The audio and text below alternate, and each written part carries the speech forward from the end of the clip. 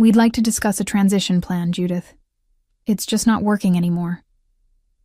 The words hung in the conference room like a bad smell, unmistakable and impossible to ignore. I sat at the head of the table I had personally selected when we'd moved into these offices 8 years ago.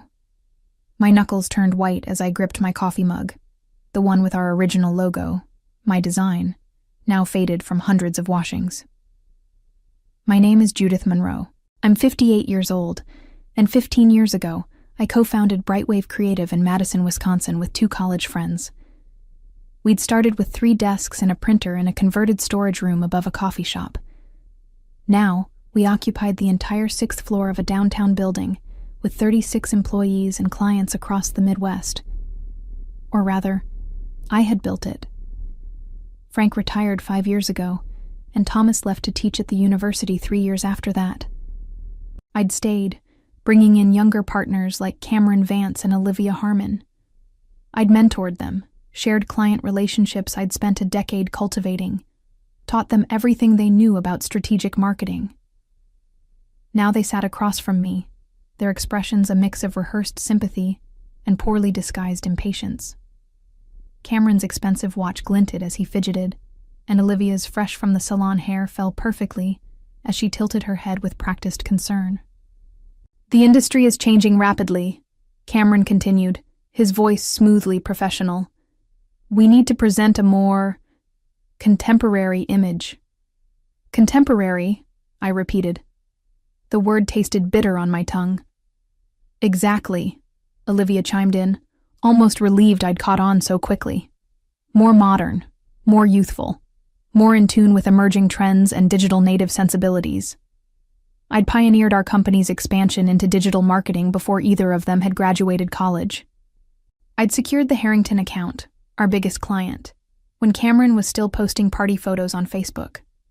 I'd developed the Legacy Forward campaign strategy that won us 3 industry awards last year. But I had committed the unforgivable sin in advertising. I had aged.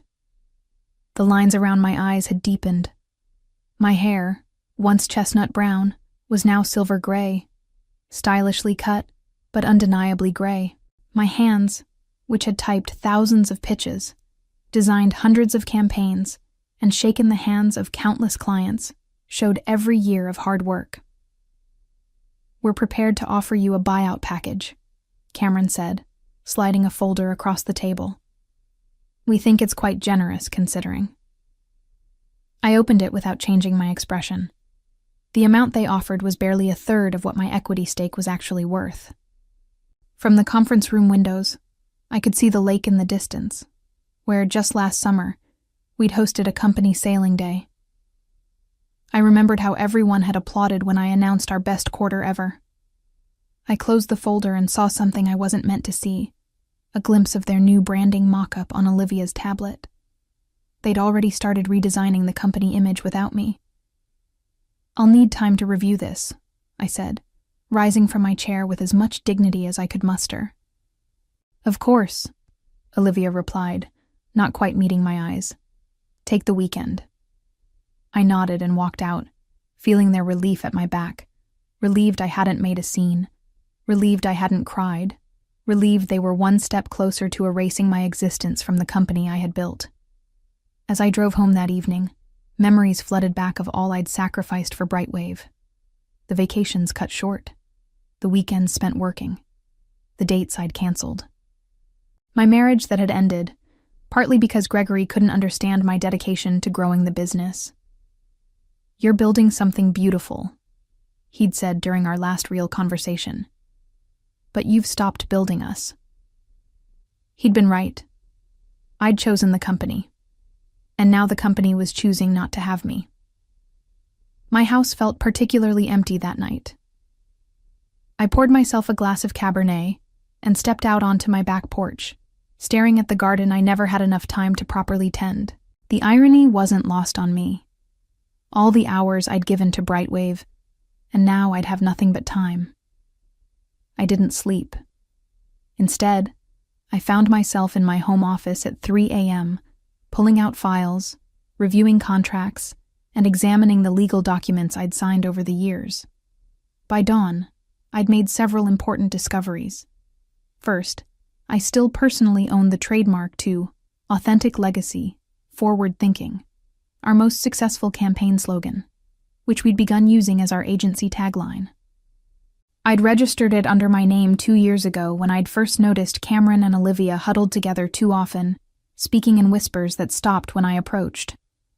Second, our 4 largest clients, Harrington Financial, Westfield Manufacturing, Crescent Healthcare, and Northern Outfitters, all had clauses in their contracts that required notification if the agency underwent significant management changes. These were relationships I'd built personally over many years. The contracts even named me specifically as their account lead. Third, I'd never signed a non-compete agreement. In our early days, we'd been too busy building the business to worry about such technicalities. And later, well, I suppose no one had imagined I'd ever leave. The sun was rising as I made coffee, my mind surprisingly clear. I remembered something my grandmother used to say. Sometimes the most powerful thing you can do is simply walk away with grace, and then build something better. I thought about fighting. I could hire lawyers, threaten litigation, make things messy in public. I could force them to pay me what my stake was truly worth. But that would be giving them more of my precious time and energy. And they'd already taken enough. Instead, I did something that would later confuse Cameron and Olivia greatly. I signed their lowball offer without negotiation. I cleaned out my office over the weekend when no one was there. I sent a brief professional email to the staff announcing my departure, thanking them for their contributions. And on Monday morning, when Cameron and Olivia expected protests or tears, I handed over the signed paperwork, shook their hands, and said with perfect sincerity, "I truly wish you the best." The look of confusion on their faces was small, but it was my first victory. "You did what?" My sister Eleanor nearly shouted into the phone. "Judith, they completely undervalued your stake. You built that company." I held the phone away from my ear as I watered the hanging basket on my porch. 3 weeks had passed since I'd walked out of Brightwave for the last time, and already my garden was looking better. I'd slept more in those 3 weeks than I had in the previous 3 months. "I know exactly what I built, Ellie," I replied, keeping my voice even. "And I know exactly what it's worth." "Then why?" "Because fighting would have meant staying in their story," I explained. "I'm more interested in writing my own." After another 15 minutes of trying to convince my sister I hadn't lost my mind, I ended the call and checked my email. There was a message from Harold Westfield, CEO of Westfield Manufacturing and one of Brightwave's oldest clients. "Judith, I was surprised to hear about your departure. The young woman they've assigned to our account seems knowledgeable, but I'd prefer to discuss our upcoming rebrand with someone who understands our company history. Are you consulting independently now? If so, I'd like to meet." I smiled. Harold's message was the third such inquiry I'd received this week. I hadn't reached out to any of them. I didn't need to. Word travels fast in Madison's business community. That afternoon, I met with Patricia Kingston, my attorney, to finalize the paperwork for my new venture. "Silverline Strategies," Patricia said, looking over the documents. "I like it. Subtle but pointed." "I thought so," I replied. "And you're clear on the operational boundaries? No direct solicitation of Brightwave clients, as agreed in your separation terms?" I nodded. "I won't need to solicit. They're already calling me." Patricia smiled. She was about my age and had faced her own battles in a male-dominated legal world. "Just be careful. Your former partners struck me as the type who bruise easily when their plans don't unfold exactly as expected." "They'll be fine," I said. "They wanted youth and energy, and that's what they have. Whether that's what their clients want is another matter entirely." As I drove home, I passed the Brightwave offices. Through the large windows, I could see Cameron leading a meeting, gesturing enthusiastically. They'd already removed the signage with our original logo, and replaced it with something more contemporary, all lowercase letters and a gradient color scheme that would look outdated in 18 months. They'd also started using my tagline, authentic legacy, forward thinking, in all their new marketing materials. I wondered if they'd bothered to check who actually owned it. My phone rang through my car speaker. It was Harold Westfield again. "Judith, I've been thinking. Rather than just consulting on the rebrand, would you consider taking over our entire marketing strategy? The presentation your replacement sent over this morning was, well, let's just say it showed a fundamental misunderstanding of our company values." I smiled as I pulled into my driveway. "I'd be happy to discuss that, Harold. Why don't you come by my new office tomorrow? There's something called Silverline Strategies I'd like to tell you about." My new office space was intentionally different from Brightwave's sleek open-concept design. I'd leased a converted Victorian house on Madison's east side, with hardwood floors, large windows, and a wraparound porch where clients could sit with coffee and discuss their marketing needs in comfortable wicker chairs. The walls displayed framed examples of my most successful campaigns over the years, many of which had won awards for Brightwave. Within 6 weeks, I'd hired 4 staff members, 2 experienced designers who had previously freelanced for me, a brilliant content strategist who'd been overlooked for promotion at a larger agency, and an office manager who kept everything running smoothly. We were small but efficient, focusing exclusively on high-value clients who appreciated strategic thinking over flashy trends. I was reviewing our quarterly projections when my phone buzzed with a text from Jessica, a junior designer who still worked at Brightwave. We occasionally met for coffee, as I'd mentored her since she first joined the company as an intern. "Did you know they're using your tagline for the Belmont Hotel's pitch? The one about authentic legacy? Olivia's presenting it as the centerpiece of the campaign tomorrow." I set my phone down, unsurprised but still disappointed. I'd been waiting to see how far they would go. Now I knew. "Dorothy," I called to my office manager, "would you ask Patricia to send that cease and desist letter we prepared? It's time." "Right away," she replied with a knowing smile. That afternoon, I met with Harold Westfield and the Westfield Manufacturing Executive Team to present Silverline's comprehensive strategy for their product launch. When I finished, the room was silent for a moment before Harold spoke. "This is exactly what we've been trying to articulate for months," he said. "You've captured our company's heritage while positioning us for the future." "That's what experience brings," I replied. "Understanding that innovation doesn't mean abandoning what made you successful in the first place." As we were wrapping up, Harold looked somewhat uncomfortable. "I should mention, Cameron from Brightwave has been calling me daily. Rather persistent young man." "That's to be expected," I said evenly. "You're an important client." Harold shook his head. "We've already notified them that we're terminating our contract. I just thought you should know they're not taking it well. Cameron implied that you might have violated some agreement by working with us." I smiled. "I assure you, everything I'm doing is completely above board, but I appreciate the heads up." When I returned to the office, Dorothy met me at the door, her expression serious. "Cameron Vance is here. He's quite agitated." I found Cameron pacing in our small conference room, his perfectly tailored suit looking somewhat wilted after what had clearly been a stressful day. When he saw me, his face flushed. "This is how you repay us?" he demanded without preamble. "Stealing our clients?" "I haven't stolen anyone, Cameron," I replied calmly. "Clients make their own decisions about which agencies best serve their needs. Westfield Manufacturing was with Brightwave for 12 years. "No," I corrected him. "Westfield was with me for 12 years. There's a difference, which you're now discovering." He ran a hand through his hair, his composure cracking. "And Harrington Financial is reviewing their options. And Crescent Healthcare hasn't returned our calls in 2 weeks. This isn't coincidence. Perhaps they're not responding to your new contemporary approach," I suggested. Cameron's eyes narrowed. "We were trying to do the right thing, Judith. The industry is changing. Clients want fresh perspectives, digital natives.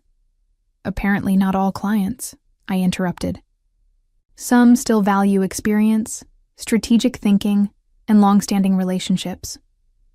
I gestured to the chair across from me. Now, was there something specific you wanted to discuss? I have a rather full afternoon. He remained standing. We want you to stop using Brightwave in your credentials. Stop mentioning that you founded our company when you pitch to clients. I couldn't help but laugh. You want me to erase 15 years of my professional life because it's inconvenient for you? That's not how reality works, Cameron. We'll take legal action if necessary, he threatened. I look forward to that discussion, I replied. Especially when your lawyer explains how you're using my trademark tagline without permission. The color drained from his face. What are you talking about? Check your inbox, I said. Your counsel should have received our cease and desist letter about 20 minutes ago. The following weeks brought developments that Cameron and Olivia likely never anticipated when they orchestrated my departure. First, Harrington Financial, which represented nearly 30% of Brightwave's annual revenue, officially terminated their contract and signed with Silverline. Their CEO, Victoria Harrington, made a point of calling me personally. That young woman they sent to our last meeting tried to explain to my board why we need to appeal to millennials, she said with a laugh. We're a wealth management firm specializing in retirement planning, Judith. Our primary clients are 55 to 70 years old with portfolios over $2 million. Next, Northern Outfitters followed, their marketing director explaining they needed an agency that understood their traditional customer base while helping them expand thoughtfully. Then Crescent Healthcare signed a 2-year exclusive contract with Silverline. By the end of the 3rd month, 7 of Brightwave's established clients had made the switch. I took no particular joy in these developments. These were relationships I'd built over years, clients whose businesses I understood intimately. I was simply continuing to serve them, now under my own banner. What did bring me satisfaction, however, was building something authentic to my values. Silverline operated differently from most agencies. We limited our client roster to ensure personal attention. We hired based on talent and fit, not age or trendiness. Our team ranged from 24 to 67 years old, each bringing different perspectives and strengths. One Tuesday morning, Patricia called with news. Brightwave's attorneys responded to our cease and desist, she said. They're claiming the tagline was created as work for hire under company ownership. They can claim whatever they want, I replied. I have the trademark registration and documentation showing I created it before bringing it to the company. They're also threatening to countersue for client interference. I sighed. Are they really prepared to argue in open court that their clients left because I interfered, rather than because they pushed out the person those clients trusted?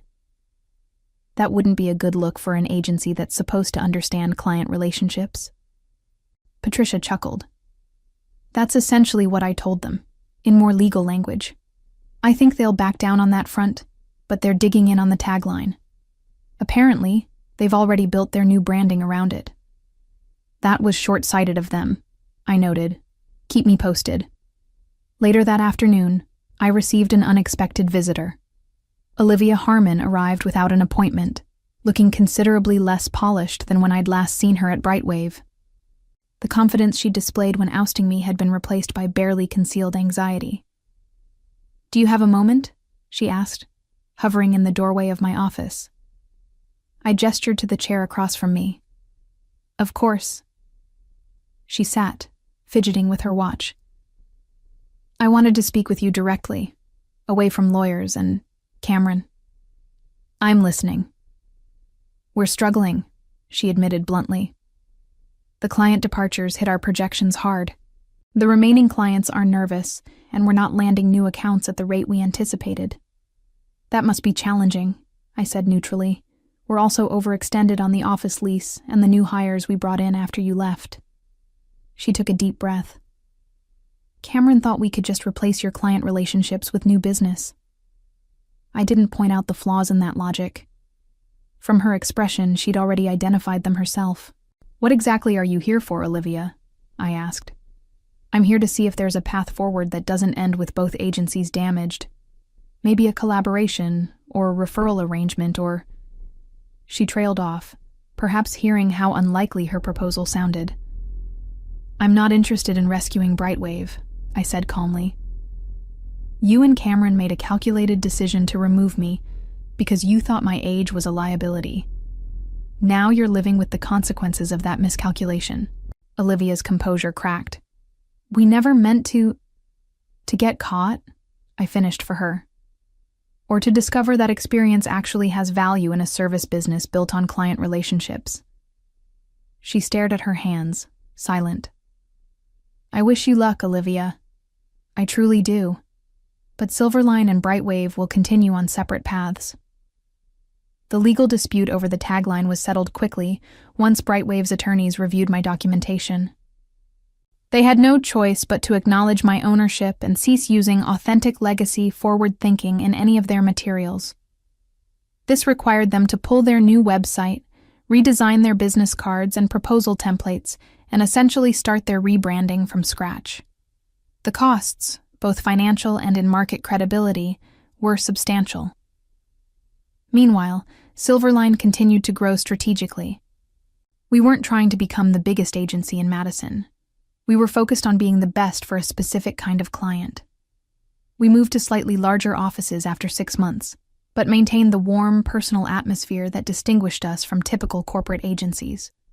My phone rang as I was reviewing applications for a new strategic position we'd opened. It was Eleanor. "Have you seen the business journal this morning?" she asked without preamble. "No, I've been interviewing candidates all day. Why?" "There's an article about Brightwave. Apparently they've undergone a strategic restructuring. Cameron Vance is out as managing partner." I set down the application I'd been reading. "That's unexpected." "There's more," Eleanor continued. "They've brought in someone from Chicago to right the ship, a Susan Blackwell. She's quoted saying they're refocusing on core strengths and rebuilding client trust. And in other words, trying to fix the mess Cameron and Olivia created." After we hung up, I found the article online. The strategic restructuring sounded like what it probably was. Investors or bank lenders stepping in to salvage what remained of a suddenly struggling agency. The photos showed their once bustling office looking noticeably emptier, with several desks clearly unoccupied.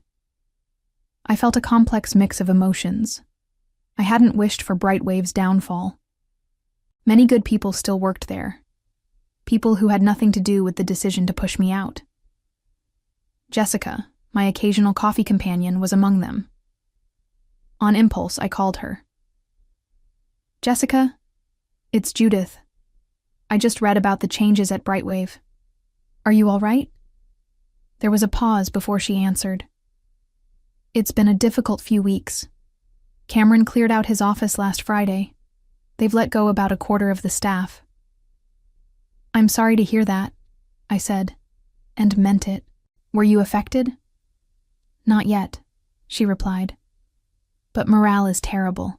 Everyone's updating their resumes." I thought for a moment. "Jessica, we're looking for a junior art director at Silverline. Someone with fresh perspective and digital skills, but who also appreciates strategic thinking. Would you be interested in interviewing?" Her surprise was evident. "After everything that happened, you'd still consider hiring me?" "What happened with Cameron and Olivia wasn't your doing," I said, "and I've always believed in your talent." 2 weeks later, Jessica joined Silverline, bringing with her the youthful perspective that complemented our experienced team perfectly. She was the bridge between generations that both agencies had needed all along. The irony wasn't lost on me. Cameron and Olivia had pushed me out in pursuit of youth, driving away the established clients who valued experience. Meanwhile, I'd built an agency that embraced both experience and fresh thinking, attracting both the clients they'd lost and the emerging talents they'd hoped to court. In a moment of reflection, I realized something important. My success wasn't about revenge. It was about authenticity. I hadn't needed to fight against Cameron and Olivia's vision of the future. I simply needed to create something better, something that recognized the value of every stage of professional life, including my own. Sometimes, the most powerful response to being undervalued is simply to build something that reflects your true worth. 1 year after my unceremonious exit from Brightwave, I received an invitation that brought everything full circle. The Madison Business Association wanted to honor me with their Lifetime Achievement Award at their annual gala. As I stood at the podium, looking out at the gathered business leaders of Madison, I saw many familiar faces. Harold Westfield and Victoria Harrington were seated at a front table. Jessica sat with our Silverline team, beaming proudly.